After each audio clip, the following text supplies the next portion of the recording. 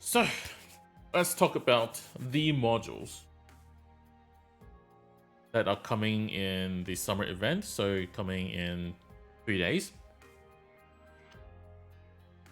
So, first of all, they separate into archetypes of operators. So, the first type is puller operators, and they all share the same trait, right? The new trait is that they can shift enemies, and then you can place them on ranged operators. And then when they are being dragged, they take arch damage proportionate to the distance they're being pulled. So all of them have the same thing. So when you're pulling enemies now, they take arch damage. The further you pull them, so the lighter they are, and the stronger the force. No, pull only. Weedy is push. Yeah, but yeah, it's like Weedy skill 3, but it's a... You know how Weedy skill 3, they still take damage after if they're walking? This one is only if they are being, like, during the pull. Weedy's is like, after being pushed and then they walk, they still take damage. A bit different. But yes, similar. Now, Gladia. Gladia is where you see that Hyperglyph wants to go for team comp from the same group. So you know how Gladia has this talent where all Abyssal Hunter operators will recover HP, like 2.5% of their max HP per second, and then when they take damage from these special enemies, they take 25% less arts and physical damage. When you upgrade it, you get more HP regen. Also, all the damage that like you take even less damage.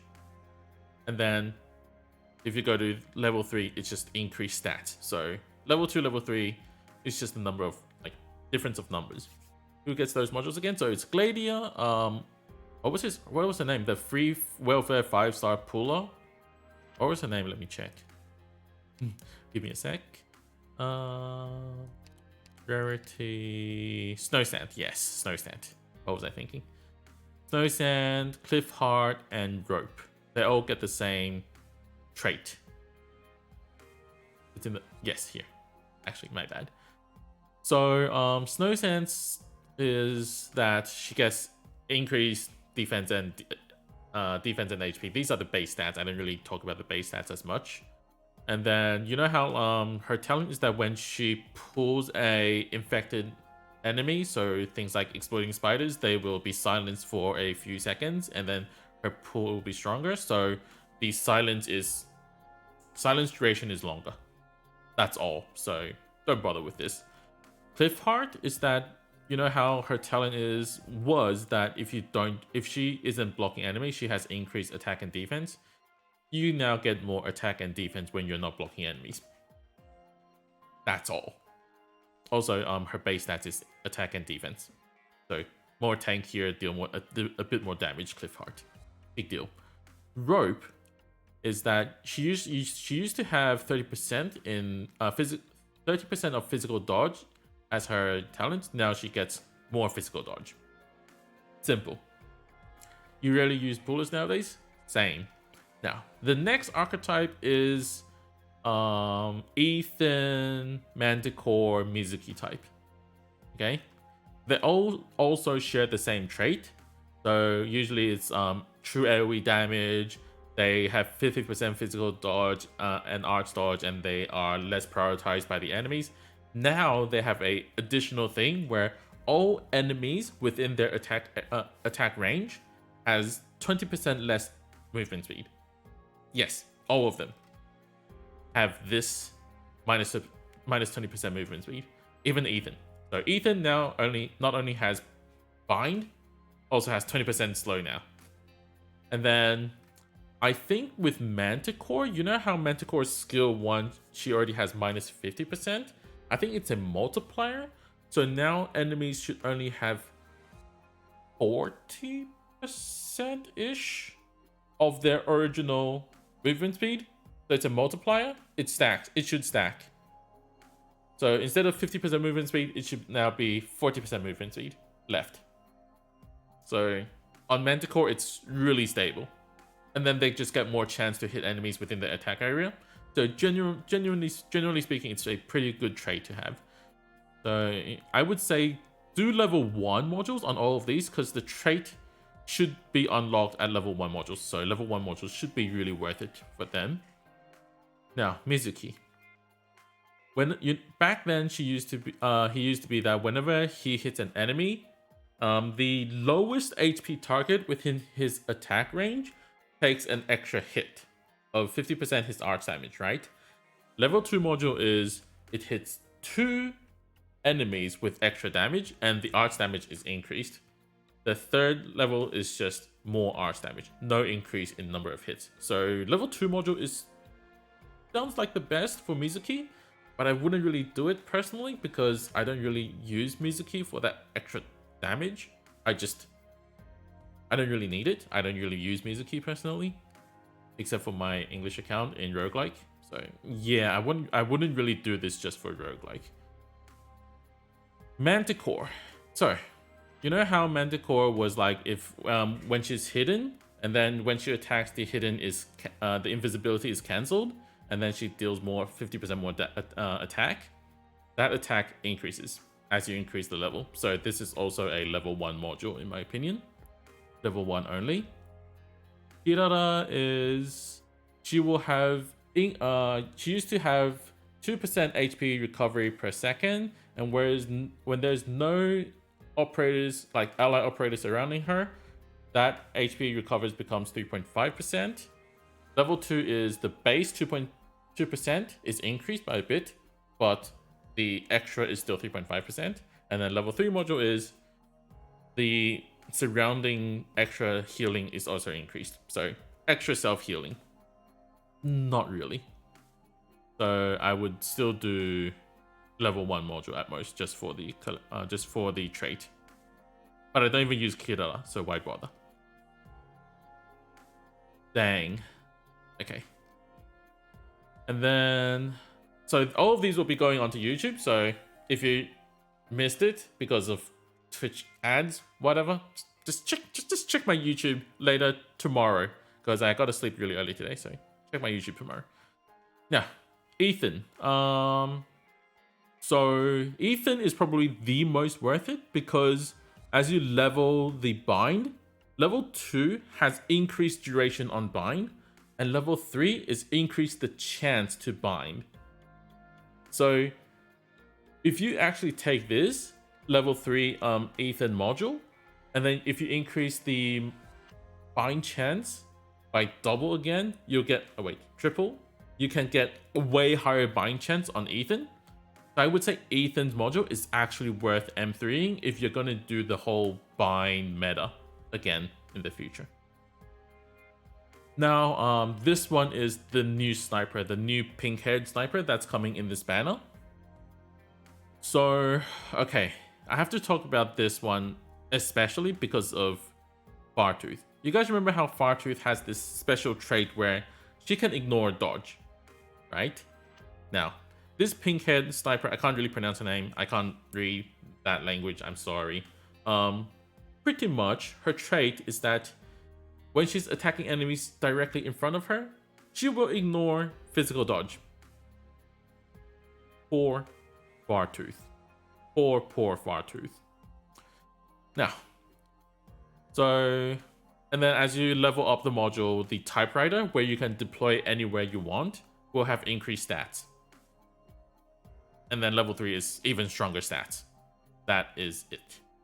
So level 1 module is perfectly fine, and then you will just unlock the ignore physical dodge, and then Fartooth will only have the advantage of super long ranged ignore dodge. Yes.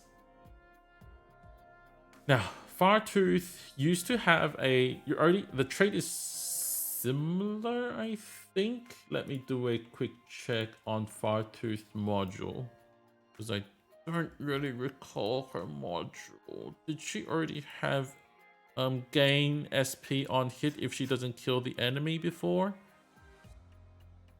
Oh shoot. Did she? I can't see it here, can I? I can't see it.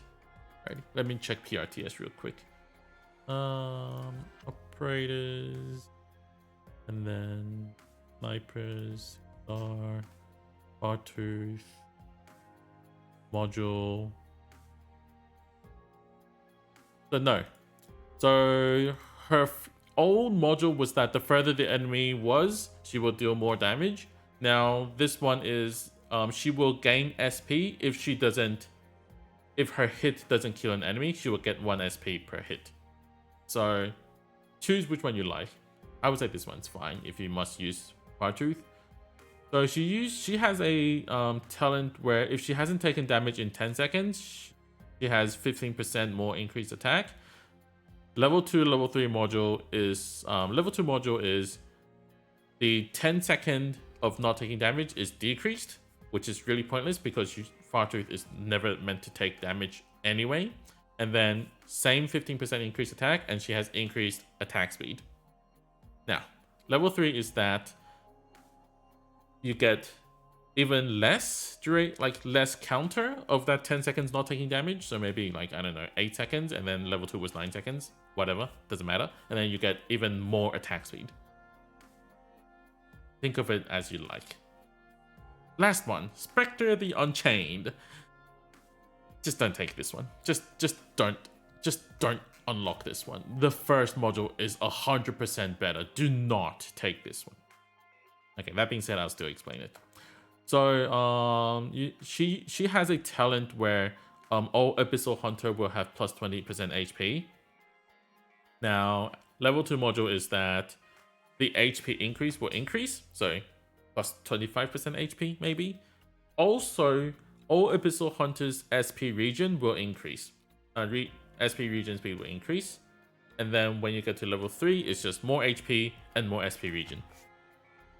And then now she has become a buffer for Abyssal Hunters, and herself is pretty much back to the original state of kind of useless. So personally, I would never recommend anyone to take the second mod for Spectre the Unchained.